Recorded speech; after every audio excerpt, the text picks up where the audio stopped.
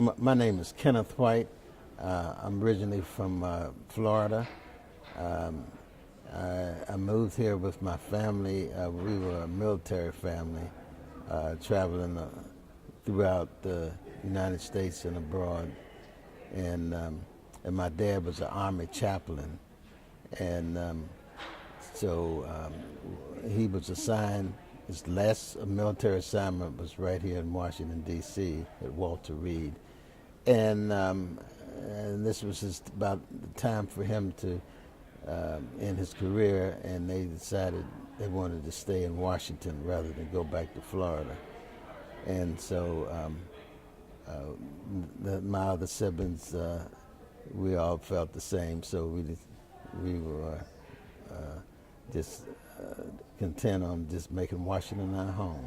They passed out some pins, clip-on pins, to everybody who were there. Like I had this pin with a black hand and a white hand shaking, clapping hands, and it said "March on Washington, 1963."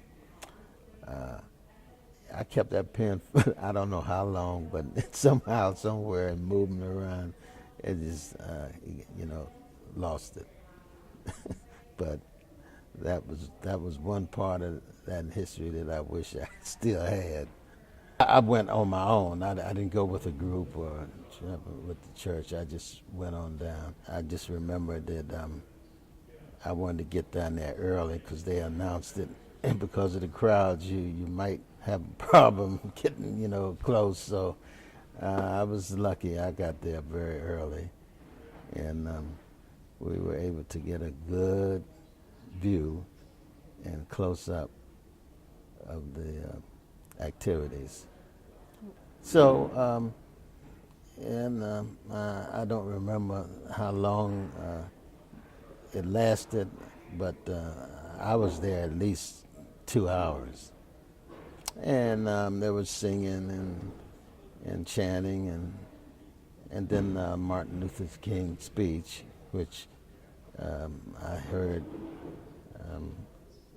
And another thing, I didn't want to miss that being live, so that was it was quite a nice speech. It was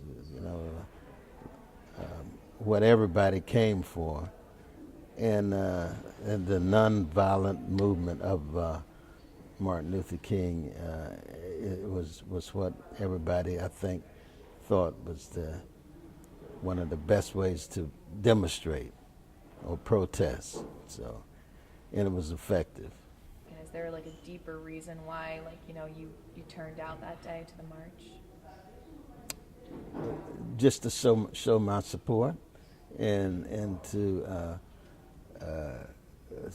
be, I guess, part of that movement, and something that you really wanted to happen is to see change, and so that's basically the reason I wanted to be there. A lot of people who wanted to be there but couldn't, and they were just like, they wanted to know how it was and how did I feel, and they regretted that they couldn't be there to be part of that history-making effort. But that was the beginning of what, as I guess now, has come to be reality, and that's what makes it so much,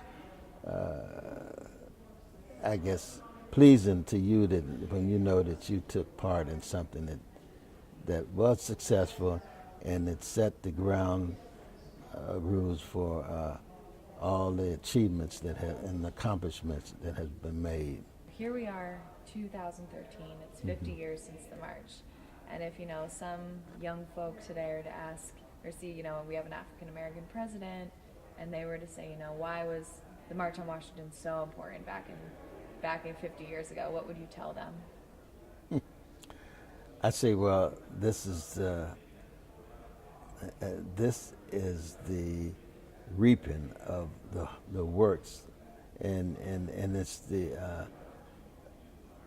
the basis of all that Martin Luther King dreamed about, talked about, and preached about. When he said one day that you know you will, he wanted to see this change, and one day change will come. So he didn't live to see the first black president, but it was his dream, and it became a reality.